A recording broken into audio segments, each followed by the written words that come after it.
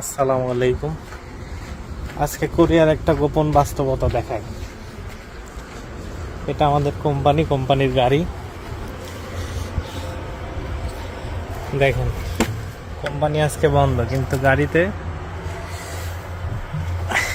এই যে চাবি, গাড়ি খোলা।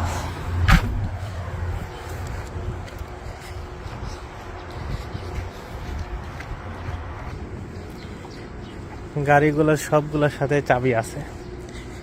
আর এখানে আপনার যে মালগুলা দেখতেছেন, এটা এক একটা বাক্স সর্বনিম্ন হলো বাংলা টাকার 2000 টাকা হবে সর্বনিম্ন। এখানে হাজার হাজার বাক্স আছে।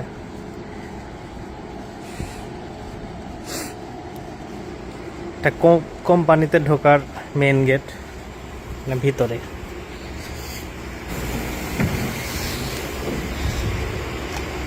এইখানে যে মেশিনগুলো দেখতেছেন, এটা প্রত্যেকটাই কোটি কোটি টাকা হবে।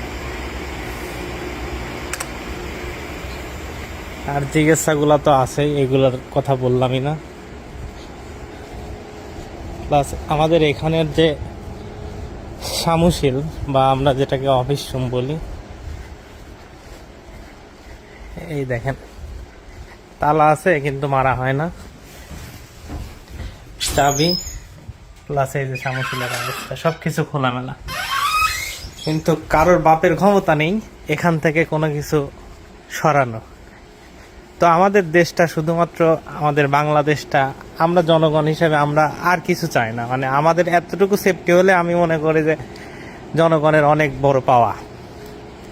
এখন কথা হচ্ছে, আমরা এই নিরাপত্তা বা নিরাপদ অবস্থান কখনোই পাবো না, কারণ আমরা জাতি হিসাবে চাটতে ভালোবাসি।